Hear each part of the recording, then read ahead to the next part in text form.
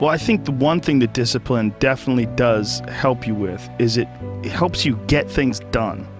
And when you get things done, when you actually do things, you have more success. But sometimes a big part of success is just not being fucking lazy and just doing it. Yeah. That's like 90% of it is just showing up. Get there and start working. Like, you're not gonna feel perfect every day. If I only worked out when I felt good, I'd be a fat because there's a lot of days I don't want to do it. It's pretty much the same with everybody that actually gets good at something. There's got to be those days you push through, and they're probably going to be more numerous than the days you don't. And so the benefit of discipline in my eyes has always been that through discipline I get things done. I always say that I'm like the most lazy, disciplined person I know because I don't want to do it. Yeah. But I always do. Every day I get up and run. Every single day. Because why? I hate that the most. You have to do something that sucks every day. Because why? Once you overcome the suck, now you're powerful.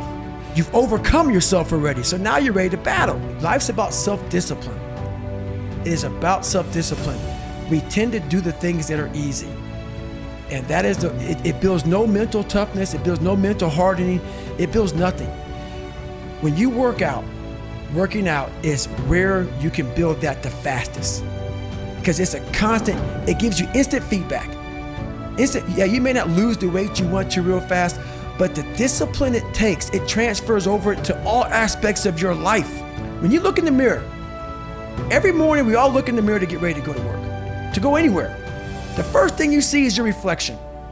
If you don't like what you see in the morning, you lost the war already. It's not about even liking what you see. It's about looking in the mirror and you may start, man, I feel different. That reflection is not everything. It's a feeling you're supposed to get. So you have to, in life, once you leave your house, the war begins. In your house, you have some control. And that reflection in that mirror, you have to control that reflection in the mirror. That's how you start your day. If you leave your house feeling like, okay, I can fight. I've established the mentality to fight. And all that comes from working out. It's not just from, you can't find that in the office. I always say that discipline is the root of all good qualities. But you have to absolutely apply it. It's working out every day, making yourself stronger and faster and more flexible and healthier. Discipline is eating the right foods to fuel your system. It's about disciplining your emotions so you can make good decisions. It's about having the discipline to control your ego so your ego doesn't get out of hand and control you. It's about treating people the way you would want to be treated. And doing the tasks that you don't necessarily want to do, but that you know will help you. It's about facing your fears.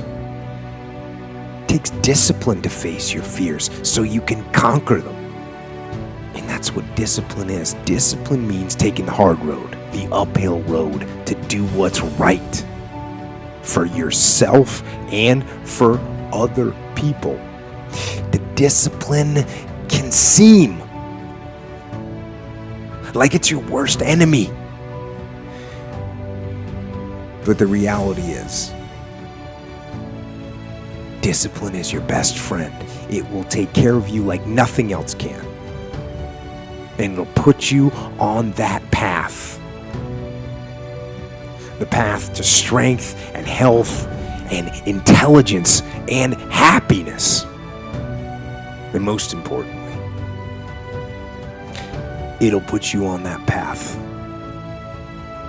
to freedom. One of the things you said in the book, which is really fascinating, was the repetition created discipline. Mm-hmm. What did you mean by that? I do think that and it's not just in sport, but with other things, I do believe that the more you repeat certain things, whether it is writing, working on your, whether it's cursive letters or whatever it is, like when you work on something and you keep doing it over and over, it's inevitable that it will get better. And by that, you're creating this feeling of repetition, which leads to discipline. Like, you know, you can do it over and over again. And that's one of my first coaches, Robert Lansdorp, who I speak about in the book. Like, that was his philosophy. What he gave me is that feeling that I could hit the ball from any part of the court and feel like I could do it with closed eyes and make it and know exactly where it's going. And for me, it started at a young age. Like, my mom would like make me memorize this Russian literature that I did not appreciate at 5 years old. It was very difficult, and I didn't know what it meant.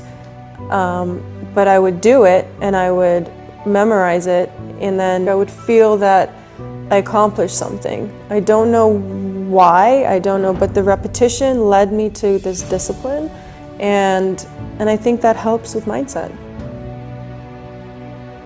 The thing about self-discipline is that it is necessary for everything you do in your life. You have to be self-disciplined. Now, one thing I want to straighten out, big time.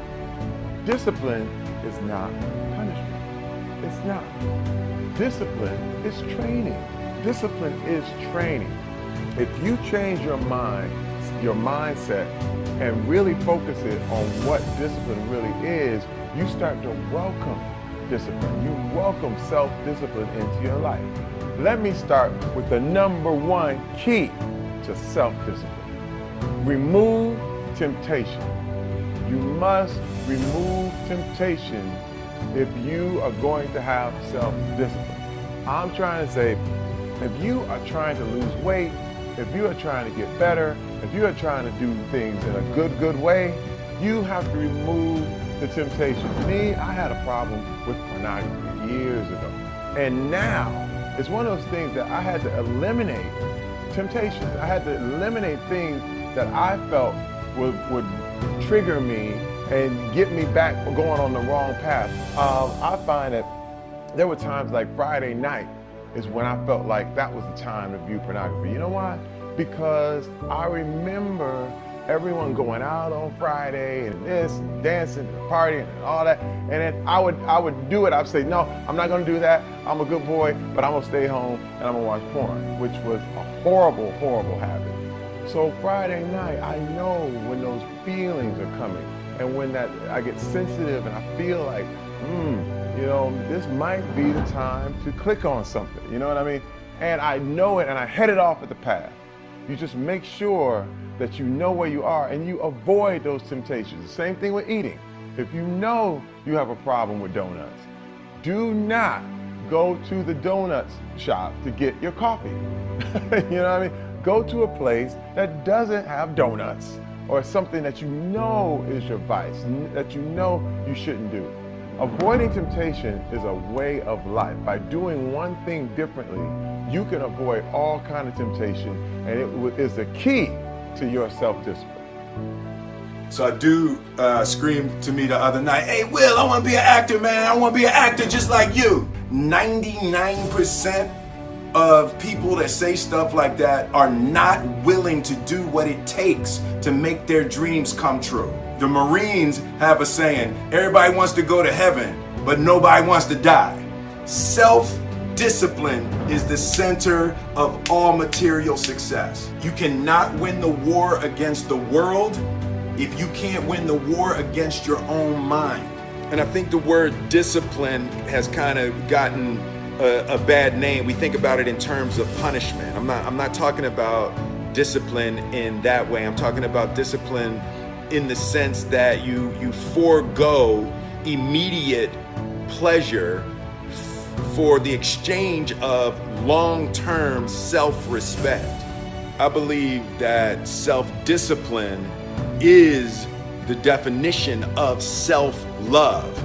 That when you say that you love yourself, that means that you have behavior towards yourself that is loving. Self-love is, hey, look, I know you got a test on Monday, you know, and I know you really want to go out with your friends. It's Saturday night, you want to go out, but if you fail that test, you're not going to feel good about yourself. You know, I love you too much to let you go out tonight. Self-discipline is self-love. If you want to be happy, you have to love yourself, which means you have to discipline your behavior. The road to sustained happiness is through disciplining your behavior. I've never met a person who was successful that didn't have a great amount of self-discipline within their life. Self-discipline and being able to perform and being able to keep your life on schedule and being able to keep commitments and promises and meet deadlines is essential to success. None of us can afford to have a life that is controlled by someone else or a life that is basically controlled by our emotions. I learned many years ago that there are two kinds of people. There's the type of person who says, I'm going to wait till I feel like it before I do it. And then there's a person who says, I've got to do it so that I feel like it. One will never get anything done because they're still waiting to feel the moment to move. And the other person says, no, I need to move, and then I will begin to feel the moment. Self-discipline is essential in your life and in my life if we're going to get things done. Ask yourself, am I practicing self-discipline in my life? Am I doing the things that I should do because I need to do them, or am I kind of waiting to feel the moment? Do like our friends Nike say, just